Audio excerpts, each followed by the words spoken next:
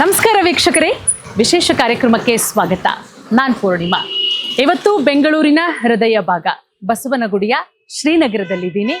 ಇವತ್ತು ನಮ್ಮ JDS ಪಕ್ಷದ ಕಟ್ಟಾಳು, ಮಾಜಿ ಕಾರ್ಪೊರೇಟರ್, ಬೆಂಗಳೂರು ಪಶ್ಚಿಮದ ಜಿಲ್ಲಾಧ್ಯಕ್ಷರು, ಅದರ ಜೊತೆಗೆ ವಿರೋಧ ಪಕ್ಷದ ನಾಯಕರಾದಂತಹ ತಿಮ್ಮೇಗೌಡರು ಮನೆಯಲ್ಲಿದ್ದೀನಿ. ಬನ್ನಿ ತಿಮ್ಮೇಗೌಡರನ್ನ ಮಾತನಾಡ್ಸೋಣ. ಈಗ ಆಲ್ರೆಡಿ JDS ಎಷ್ಟರ ಮಟ್ಟಿಗೆ ತುಂಬಾ ದೊಡ್ಡ ಹೆಜ್ಜೆಯನ್ನ ಇಟ್ಟಿದೆ. ಮೊನ್ನೆ ತಾನೇ ಬೆಂಗಳೂರಲ್ಲಿ ದೊಡ್ಡ ಮಟ್ಟದ ಸಮಾವೇಶವನ್ನ ಮಾಡಿತು.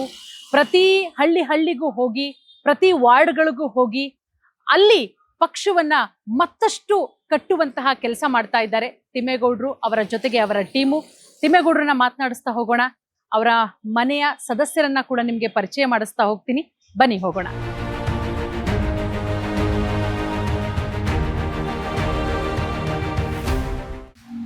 ಎಸ್ ವೀಕ್ಷಕರೇ, ನಾನು ಆಗ್ಲೇ ಹೇಳಿದೆ, ನಮ್ಮ ಬೆಂಗಳೂರಿನ ಹೃದಯ ಭಾಗ ಬಸವನಗುಡಿಯಲ್ಲಿರುವಂತಹ ಶ್ರೀನಗರದಲ್ಲಿ ತಿಮ್ಮೇಗೌಡರು ಮನೆಗೆ ಬಂದಿದ್ದೀನಿ ನಾನಿವತ್ತು ಅಂತ ಹೇಳಿ.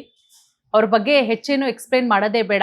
ಶ್ರೀನಗರಕ್ಕೆ ಬಂದ್ರೆ ಸಾಕು, ಉಚಿತವಾದಂತಹ ಹಾಸ್ಪಿಟಲ್ ಇರಬಹುದು, ಆಂಬ್ಯುಲೆನ್ಸ್ ವ್ಯವಸ್ಥೆ ಇರಬಹುದು, ಅದರ ಜೊತೆಗೆ ಬೇರೆ ಬೇರೆ ಸಮಾಜಮುಖಿ ಕಾರ್ಯಕ್ರಮಗಳಲ್ಲಿ ತಮ್ಮದೇ ಆದಂತಹ ತಿಮ್ಮಯ್ಯ ಚಾರಿಟಬಲ್ ಟ್ರಸ್ಟ್ನ ಮುಖಾಂತರ ಸಮಾಜಮುಖಿ ಕೆಲಸಗಳನ್ನ ಇವತ್ತಿನವರೆಗೂ ಮಾಡ್ಕೊಂಡು ಬರ್ತಾ ಇದ್ದಾರೆ. ಇನ್ಯಾಕ್ ತಡ, ತಿಮ್ಮೇಗೌಡರನ್ನ ಕಾರ್ಯಕ್ರಮಕ್ಕೆ ವೆಲ್ಕಮ್ ಮಾಡೋಣ. ಸಂಜೆ ಹೊತ್ತಲ್ಲಿ ಕಾಫಿ ಕುಡ್ಕೊಂಡು ಆರಾಮಾಗಿ ಮಾತನಾಡ್ತಾ ಹೋಗೋಣ. ಸರ್, ಕಾರ್ಯಕ್ರಮಕ್ಕೆ ಸ್ವಾಗತ ಸರ್. ನಮಸ್ಕಾರ. ಹೇಗಿದ್ದೀರಾ ಸರ್? ಚೆನ್ನಾಗಿದ್ದೀವಿ, ತಾವೇಗಿದ್ದೀರಾ? ನಾನು ಚೆನ್ನಾಗಿದ್ದೀನಿ ಸರ್. ಒಳ್ಳೆಯದು ಸರ್. ಬಹಳ ಖುಷಿ ಆಗುತ್ತೆ. ಶ್ರೀನಗರ ಅಂತ ಏರಿಯಾದಲ್ಲಿ ಒಂದು ಅದ್ಭುತವಾದಂತಹ ಕೆಲಸಗಳನ್ನ ಸಾಕಷ್ಟು ವರ್ಷಗಳಿಂದ ಮಾಡ್ಕೊಂಡು ಬಂದಿದ್ದೀರಾ ನಿಮ್ಮದೇ ಚಾರಿಟಬಲ್ ಟ್ರಸ್ಟ್ನ ಮುಖಾಂತರ. ಅದೆಲ್ಲದ್ರ ಬಗ್ಗೆ ಮಾತನಾಡ್ತಾ ಹೋಗೋಣ. ಮೊನ್ನೆ ಒಂದು ಸಮಾವೇಶ ಆಯ್ತು ಬೆಂಗಳೂರಲ್ಲಿ, ದೊಡ್ಡ ಮಟ್ಟದ ಸಮಾವೇಶ, JDS ಸಮಾವೇಶ ಮತ್ತು 25ನೇ ವರ್ಷದ ಬೆಳ್ಳಿ ಹಬ್ಬದ ಸಂಭ್ರಮ. ಖಂಡಿತ ಎರಡನ್ನೂ ಸೇರಿ ಒಂದು ಕಾರ್ಯಕ್ರಮ. ನಮ್ಮ ಅಪ್ಪಾಜಿ ದೇವೇಗೌಡರು ಮತ್ತು ನಮ್ಮೆಲ್ಲರ ನೆಚ್ಚಿನ ಅಣ್ಣ ಕುಮಾರಣ್ಣ ಅವರು, ಮತ್ತು ನಮ್ಮ ಯುವ ನಾಯಕರಾದಂಥ ನಿಖಿಲ್ ಕುಮಾರಸ್ವಾಮಿ ಅವರು, ಮತ್ತು ಇನ್ನೆಲ್ಲ JDS ಪಕ್ಷದ ಹಿರಿಯ ನಾಯಕರುಗಳು ಮತ್ತು ಮುಖಂಡರುಗಳು, ಎಲ್ಲದಕ್ಕಿಂತ ಹೆಚ್ಚಾಗಿ ಬೆಂಗಳೂರು ನಗರದ ಪಕ್ಷದ ನಿಷ್ಠಾವಂತ ಕಾರ್ಯಕರ್ತರು ಮತ್ತು ದೇವೇಗೌಡರು ಮತ್ತು ಕುಮಾರಣ್ಣವರ ಅಭಿಮಾನಿಗಳು, ಇಷ್ಟು ಜನ ಎಲ್ಲ ಸೇರಿ ಮಾಡಿದ್ದು ಒಂದು ಸಮಾವೇಶ ಅಲ್ಲ, ಅದು ಒಂದು ಅದ್ಭುತ ಕಾರ್ಯಕ್ರಮ. ಏಕೆಂದರೆ ಬೆಂಗಳೂರಿನಲ್ಲಿ ಜನತಾದಳ ಎಲ್ಲಿದೆ ಅಂತ ಕೇಳ್ತಾ ಇದ್ದವ್ರಿಗೆ ಒಂದು ಉತ್ತರ ಸಿಕ್ಕಿದೆ. ಬೆಂಗಳೂರಿನಲ್ಲಿ ಜನತಾದಳದ ಕಾರ್ಯಕರ್ತರು ಜನರು ಇದ್ದಾರೆ. ಅದನ್ನು ಸರಿಯಾದ ರೀತಿಯಲ್ಲಿ ಬೆಂಗಳೂರಿಗೆ ಏನು ದೇಶದ ಹೊರಭಾಗಗಳಿಂದ ಬಂದು ಬೆಂಗಳೂರಿನಲ್ಲಿ ನೆಲೆಸಿದ್ದಾರೆ ಅಂಥವ್ರಿಗೆ ಕುಮಾರಣ್ಣ ದೇವೇಗೌಡರು ಬೆಂಗಳೂರು ಕೊಟ್ಟಿರೋ ಕೊಡುಗೆಗಳನ್ನ ನಾವು ಸರಿಯಾದ ಮಾಹಿತಿನ ತಿಳಿಸಿಲ್ಲ. ಆ ಮಾಹಿತಿಗಳನ್ನೆಲ್ಲ ಅವರು ತಿಳಿಸಿದಾಗ ದೇವೇಗೌಡರು ಏನು ಅನ್ನೋದು ಜನಗಳಿಗೆಲ್ಲ ಗೊತ್ತಿದೆ. ಅವರು ದೇಶದಲ್ಲಿ 10 ತಿಂಗಳು ಪ್ರಧಾನಮಂತ್ರಿಗಳಾಗಿದ್ದು, ರಾಜ್ಯದಲ್ಲಿ ಮುಖ್ಯಮಂತ್ರಿಗಳಾಗಿದ್ದು, ಇವತ್ತು ಬೆಂಗಳೂರಿನ ಫ್ಲೈಓವರ್ನ ಪಿತಾಮಹ ಅಂತಾನೆ ಕರಿಬಹುದು. ಕರೆಕ್ಟ್. ಮತ್ತೆ ರಿಂಗ್ ರೋಡ್ಗಳು, ಮತ್ತೆ ಅಕ್ರಮ ಸಕ್ರಮ ಮಾಡಿ ಬಡವರಿಗೆ ಸೈಟ್ಗಳನ್ನ ಖಾತಾಗಳು ಮಾಡಿಕೊಟ್ಟಿದ್ದಿರ್ಬೋದು, ಮತ್ತು ಪ್ರಧಾನಮಂತ್ರಿಗಳಾಗಿದ್ದಾಗ ಕಾವೇರಿ 4ನೇ ಹಂತಕ್ಕೆ 9 TMC ನೀರು ಕೊಟ್ಟಿದ್ದಿರ್ಬೋದು. ಈ ರೀತಿ ಹಲವಾರು ಕಾರ್ಯಕ್ರಮಗಳನ್ನ ಕೊಟ್ಟಿದ್ದಾರೆ. ಮತ್ತು ಇವತ್ತೆಲ್ಲ ಬೆಂಗಳೂರು IT ಸಿಟಿ ಅಂತ ಏನು ಕರಿತೀವಿ, ಪ್ರಪಂಚದಲ್ಲಿ ಏನು ಒಂದು 5ನೇ ಸ್ಥಾನದಲ್ಲಿ ಕೂತಿದೆ, ಅದಕ್ಕೆ ಮೂಲ ಪಿತಾಮಹರು ದೇವೇಗೌಡರೇ. Correct sir. IT ಪಾರ್ಕ್ ಸ್ಥಾಪನೆ ಮಾಡಿದ್ದು ಮೊದಲನೇದಾಗಿ ದೇವೇಗೌಡರು. IAS ಆಫೀಸರ್ ಶಂಕರಲಿಂಗೇಗೌಡರನ್ನ ಅದಕ್ಕೆ ನೇಮಕ ಮಾಡಿ ಅವ್ರ ಮೂಲಕ ಅವತ್ತೇನು ಪ್ರಾರಂಭ ಮಾಡಿದ್ರು, ಅದಾದ್ಮೇಲೆ ಬಂದಂತ ಮುಖ್ಯಮಂತ್ರಿಗಳು ಅದನ್ನ ಬೆಳೆಸ್ಕೊಂಡ್ ಬಂದ್ರು. ಬಟ್ ಪ್ರಾರಂಭ ಮಾಡಿದ್ದು ದೇವೇಗೌಡ್ರೆ ಅನ್ನೋದು ಎಲ್ಲರಿಗೂ ಗೊತ್ತಿರೋ ಅಂತ ವಿಷಯ. ಆದ್ರೂ ಈ ವಿರೋಧ ಪಕ್ಷದವ್ರು ಏನ್ ಮಾಡ್ತಾರೆ, ಅದನ್ನೆಲ್ಲ ಮರೆಮಾಚಿ ಎಲ್ಲ ನಾವೇ ಮಾಡಿದ್ದು ಅಂತ ಏನೊಂದು ಬಿಂಬಿಸ್ಕೊಂತಾರೆ, ಅದು ಸುಳ್ಳು. ಖಂಡಿತ ಸರ್. ಯಾಕಂದ್ರೆ ನೀವು ಆರಂಭದಲ್ಲೇ ಹೇಳಿದ್ರಿ, ಬೆಂಗಳೂರಲ್ಲಿ JDS ಪಕ್ಷಕ್ಕೆ ಮತ್ತಷ್ಟು ಬಲ ತುಂಬುವಂತಹ ಕಾರ್ಯಕ್ರಮ ಇದು. ಹೌದು. ಸುಮಾರು 2 ಲಕ್ಷಕ್ಕಿಂತ ಹೆಚ್ಚು ಜನ ಈ ಕಾರ್ಯಕ್ರಮದಲ್ಲಿ ಭಾಗಿಯಾಗಿದ್ರು. ಬರೀ ಬೆಂಗಳೂರಿಗರಷ್ಟೇ ಅಲ್ಲ, ರಾಜ್ಯದ ಬೇರೆ ಬೇರೆ ಭಾಗಗಳಿಂದ ನಿಷ್ಠಾವಂತ JDS ಕಾರ್ಯಕರ್ತರುಗಳು, JDS ಅಭಿಮಾನಿಗಳು ಬಂದಂತಹ ಕಾರ್ಯಕ್ರಮ ಇದು. ಎಲ್ಲೋ ಒಂದು ಕಡೆ ಕಾಂಗ್ರೆಸ್ಗೆ ಈ ಒಂದು ಕಾರ್ಯಕ್ರಮ ಎಷ್ಟರ ಮಟ್ಟಿಗೆ ಎಚ್ಚರಿಕೆ ಕರೆಗಂಟೆ ಆಗಿರಬಹುದು ಅಂತ ಸರ್? ಒಂದು ವಿಷಯನ ಎಲ್ಲರೂ ಗಮನಿಸ್ತಾನೆ ಇದ್ದಾರೆ. ಇವತ್ತು ಈ ಕಾರ್ಯಕ್ರಮಕ್ಕೆ ಮೊದಲು ಇವತ್ತು ಏನು 3 ವರ್ಷದಿಂದ ಕಾಂಗ್ರೆಸ್ ಸರ್ಕಾರ ನಡೆಸ್ಕೊಂಡ್ ಬರ್ತಾ ಇದೆ, ಹ್ಮ್ ಜನಗಳಿಗೇನೋ ಕೆಲವು ಗ್ಯಾರಂಟಿಗಳನ್ನ ಕೊಟ್ಟಿದ್ದಾರೆ, ಹ್ಮ್ ಆದರೆ ಆ ಗ್ಯಾರಂಟಿಗಳೇ ಜೀವನ ಅಲ್ಲ ಅನ್ನೋದು ಜನಗಳಿಗೆ ಅರ್ಥ ಆಗಿದೆ. ಕರೆಕ್ಟ್. ಇವತ್ತು ನಾವು ಒಂದು ತುಂಬು ಸಂಸಾರ ನಡೆಸಬೇಕು ಅಂದರೆ ಗೃಹಿಣಿಗೆ 2,000 ಕೊಟ್ಬಿಟ್ರೆ ಅವ್ರ ಮನೆ ನಡೆಸೋಕ್ಕಾಗೋದಿಲ್ಲ. ಅವ್ರದ್ದೇ ಆದಂಥ ಒಂದು ಸಂಪಾದನೆ ಬೇಕು. ಕರೆಕ್ಟ್. ಅಂಥದ್ದು ಒಂದು 3 ಮೂಲಭೂತ ಕಾರ್ಯಕ್ರಮಗಳನ್ನ ನಮ್ಮ ಕುಮಾರಣ್ಣವ್ರು ಕೊಡಬೇಕು ಅಂತ ಮಾಡ್ತಾ ಇದ್ದಾರೆ. ಅದು ಕಳೆದ ಬಾರಿನೂ ಮಾಡಿದ್ರು.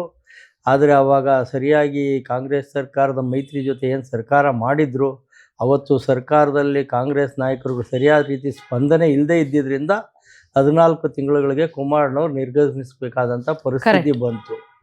ಆದರೆ ಅವ್ರ ಮೂಲಭೂತ ಒಂದು ವಿದ್ಯೆ, ಉದ್ಯೋಗ, ಆಹಾರ, ವಿದ್ಯೆ, ಆರೋಗ್ಯ, ಉದ್ಯೋಗ ಇವನ್ನೆಲ್ಲ ಕೊಡಬೇಕು ಅನ್ನೋದು ಮೂಲಭೂತ ಕನಸು ಅವ್ರದ್ದು.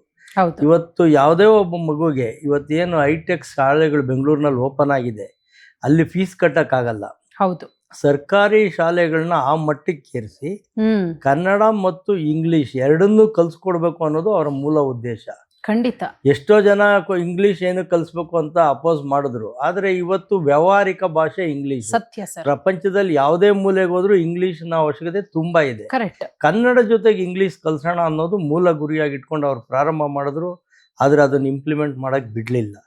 ಮತ್ತೆ ಉಚಿತ ಆರೋಗ್ಯ, ಇವತ್ತೇನು ಜನಗಳಿಗೆ ಇವತ್ತು ಆಸ್ಪತ್ರೆಗೆ ಹೋದ್ರೆ ನೋಡ್ತೀರಾ, ಒಂದು ಮಾತ್ರೆ ಜನರಿಕಲ್ಲಿ 10 ರೂಪಾಯಿ ಇದ್ರೆ ನೀವು ಬೇರೆ ತಗೋಬೇಕು ಅಂದ್ರೆ 100 ರೂಪಾಯಿ ಇರುತ್ತೆ. ಕರೆಕ್ಟ್. ಹೌದು.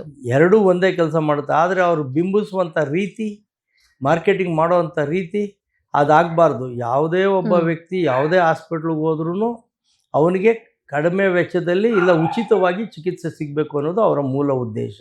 ಕರೆಕ್ಟ್. ಅದೆರಡನ್ನ ನಾವು ಕೊಟ್ಟು ಅಂದ್ರೆ ಜನಗಳಿಗೆ ಯಾವ ಗ್ಯಾರಂಟಿನೂ ಬೇಕಾಗೋದಿಲ್ಲ. Correct sir. ಮತ್ತೆ ಅವ್ರಿಗೆ ಉದ್ಯೋಗ, ಹೌದು, ಅವರ ವಿದ್ಯೆಗೆ ತಕ್ಕಂತೆ ಉದ್ಯೋಗ, ಹೌದು, ಅದನ್ನ ಒಂದು ಜನರೇಟ್ ಮಾಡಿದ್ರೆ, ಬಿಟ್ಬಿಟ್ರೆ ಸಾಕು. ಅದನ್ನ ಕೊಟ್ಟು ಮಾಡಿದ್ರೆ, ಇದಿಷ್ಟು ಮಾಡಿದ್ರೆ ಯಾರು ಜನಗಳು ಸೋಂಬೇರಿಗಳು ಆಗೋದಿಲ್ಲ. ಕರೆಕ್ಟ್. ಇವತ್ತು ಏನಾಗ್ತಾ ಇದೆ, ಎಲ್ಲ ಫ್ರೀ ಕೊಡ್ತೀವಿ ಅಂದ್ಬಿಟ್ಟು ಯಾರು ಕೆಲ್ಸಗಳೇ ಮಾಡೋದಿಲ್ಲ. ಆರಾಮಾಗಿ ಕೂತಿರ್ತಾರೆ, ಆರಾಮಾಗಿ ಸುತ್ತಾಕೊಂಡು ಬರ್ತಾರೆ. ಇವತ್ತು ನೀವು ನೋಡಿರ್ಬೋದು ಬೆಂಗಳೂರದು ಒಂದು ಪರಿಸ್ಥಿತಿ. ಆದ್ರೆ ನೀವು ಹಳ್ಳಿಗಳ ಕಡೆ ಹೋಗ್ಬೇಕು, ಜಮೀನುಗಳಲ್ಲಿ ಯಾರು ಕೆಲಸನೇ ಮಾಡ್ತಾ ಇಲ್ಲ ಸರ್. ಜಮೀನಲ್ಲಿ ಕೆಲಸ ಮಾಡಕ್ಕೆ ಆಳುಗಳು ಸಿಗ್ತಾ ಇಲ್ಲ, ಕೆಲಸದವ್ರು ಸಿಗ್ತಾ ಇಲ್ಲ. ಅದೇ ಹೇಳಿದ್ದು, ಅವ್ರಿಗೆ ಫ್ರೀ ದುಡ್ಡು ಕೊಡ್ತಾರೆ. ಹೌದು. ಅಕ್ಕಿ ರೇಷನ್ ಫ್ರೀ ಆಗಿ ಕೊಡ್ತಾರೆ, ಒಬ್ರು ಕೆಲಸ ಮಾಡಲ್ಲ. ಹೋಗ್ ಬರಕ್ಕೆ ಬಸ್ ಫ್ರೀ ಇರುತ್ತೆ, ಎಲ್ಲ ಇದೆ, ಏನು ಕೆಲಸನೇ ಮಾಡ್ತಾ ಇಲ್ಲ. ಇವತ್ತು ನಮ್ಮ ಬೆಲೆಗಳೆಲ್ಲ ಏನಕ್ಕೆ ಜಾಸ್ತಿ ಆಗ್ತಾ ಇದೆ ಅಂದ್ರೆ ಇದಕ್ಕೇನೆ. ಕರೆಕ್ಟ್. ಅವ್ರು ನಮ್ಮ ಕುಮಾರಣ್ಣವ್ರ ಮೂಲಭೂತ ಇದ್ದಿದ್ದು ಒಂದೇನೆ. ಇವತ್ತೇನು ಸರ್ಕಾರಗಳು ನಡೆಸ್ತೀವಿ ನಾವು, ರೈತರಿಗೆ ಒಂದು ವಿದ್ಯುತ್ತು, ಎರಡನೇದು ನೀರು. ಕರೆಕ್ಟ್. ಇವೆರಡನ್ನೂ ಸರಿಯಾದ ಕೊಟ್ಟು, ಹೌದು, ಗೊಬ್ಬರಗಳನ್ನ ಒಂದು ರಿಯಾಯಿತಿ ದರದಲ್ಲಿ ಸಪ್ಲೈ ಕೊಟ್ರೆ ಯಾವುದು ಸಮಸ್ಯೆ ಇರೋದಿಲ್ಲ. ಕರೆಕ್ಟ್. ಅವಾಗ ಏನ್ ಬೇಕೋ ಅವ್ರು ಕೆಲಸ ಮಾಡ್ಕೊಂಡು ಹೋಗ್ತಾರೆ. ಅದಕ್ಕಿಂತ ಹೆಚ್ಚಾಗಿ ಅವ್ರಿಗೆ ಯೋಚನೆ ಮಾಡಿರೋದು ಏನಂದ್ರೆ, ಇವತ್ತೇನ್ KMF ಕರ್ನಾಟಕ ಮಿಲ್ಕ್ ಫೆಡರೇಷನ್ ಏನಿದೆ, ಅದು ನಮ್ಮ ರೇವಣ್ಣವ್ರು ತಂದಂತ ಒಂದು ಕಾರ್ಯಕ್ರಮ. ಅವ್ರು ಏನ್ ಮಾಡಿದ್ರು, ಇವತ್ತು ಯಾವುದೇ ವ್ಯಕ್ತಿ ಜೀವನಕ್ಕೆ ಏನ್ ಆಧಾರ ಇಲ್ಲ ಅಂದ್ರೂ 2 ಹಸುಗಳು ಕಟ್ಕೊಂಡು ಜೀವನ ಮಾಡುವಂತ ಪರಿಸ್ಥಿತಿ ಇದೆ. ಅದೇ ರೀತಿ ರೈತರು ಬೆಳೆದಂತ ಬೆಳೆಗಳಿಗೆ ಇವತ್ತು ಏನು ಒಂದು ಬೆಳೆಯೋದಕ್ಕೆ ಅವ್ನು ಏನೊಂದು 100 ರೂಪಾಯಿ ಖರ್ಚು ಮಾಡಿದ್ರೆ 10% ಸೇರಿಸಿ 110 ರೂಪಾಯಿ ಅವನಿಗೆ ಕೊಟ್ರೆ ಅವ್ನು ನೆಮ್ಮದಿಯಾಗಿ ಜೀವನ ಮಾಡ್ತಾನೆ. ಹೌದು. ಅದನ್ನ ಸಾರ್ವಜನಿಕರಿಗೆ ಇನ್ನೂ 10 ಅಲ್ಲ 20 ರೂಪಾಯಿ ಜಾಸ್ತಿ ಮಾಡಿ ಮಾರಿದ್ರು ಒಂದು ರೇಟ್ ಫಿಕ್ಸ್ ಮಾಡಿದ್ರೆ, ಬೆಳೆದವನಿಗೆ ಒಂದು ರೇಟು, ತಗೊಳ್ಳೋರ್ಗೆ ಒಂದು ರೇಟ್ ಫಿಕ್ಸ್ ಮಾಡಿದ್ರೆ ಈ ಮಧ್ಯವರ್ತಿಗಳ ಅವಳಿ ತಪ್ಪುತ್ತೆ. ಇವತ್ತೇನಾಗತ್ತೆ, ರೈತರಿಗೆ 5 ರೂಪಾಯಿ ಕೊಟ್ರೆ ಇಲ್ಲಿ 50 ರೂಪಾಯಿಗೆ ಮಾರ್ತಾರೆ. ಹೌದು. ಇನ್ನು 45 ರೂಪಾಯಿ ಮಧ್ಯವರ್ತಿಗಳು ಪಾಲಾಗ್ತಾ ಇದೆ. ಹೌದು. ಅದನ್ನ ನಿವಾರಣೆ ಮಾಡಬೇಕು. ಈ KMF ತರನೇ ರೈತರು ಬೆಳೆದಂತ ಬೆಳೆಗಳಿಗೆ ಸಹಕಾರಿ ಸಂಘಗಳನ್ನ ಪ್ರಾರಂಭ ಮಾಡಿ ಅಲ್ಲಿಂದ ನೇರವಾಗಿ ಗ್ರಾಹಕರಿಗೆ ತಲುಪಿಸ್ಬೇಕು ಅನ್ನೋ ಕಲ್ಪನೆನೂ ಕುಮಾರಣ್ಣವರಲ್ಲಿದೆ. ಅದಾಯ್ತು ಅಂದ್ರೆ ವಿದ್ಯುತ್ ಶಕ್ತಿ, ನೀರು ಕೊಟ್ಟು ಅವ್ರು ಬೆಳೆದಿದ್ದ ಬೆಳೆಗೆ ನಾವು ಸರಿಯಾದ ಬೆಲೆ ಕೊಟ್ರೆ ಯಾರು ಸೋಂಬೇರಿಗಳಾಗಲ್ಲ. ಎಲ್ಲ ಹೊಲ ಗದ್ದೆಗಳು ತುಂಬಿ ತುಳುಕುತ್ತೆ. ಬೆಳೆ ನಾವು ಬೆಳೆದಿರೋ ಬೆಳೆಗೆ ರೇಟ್ ಸಿಗುತ್ತೆ.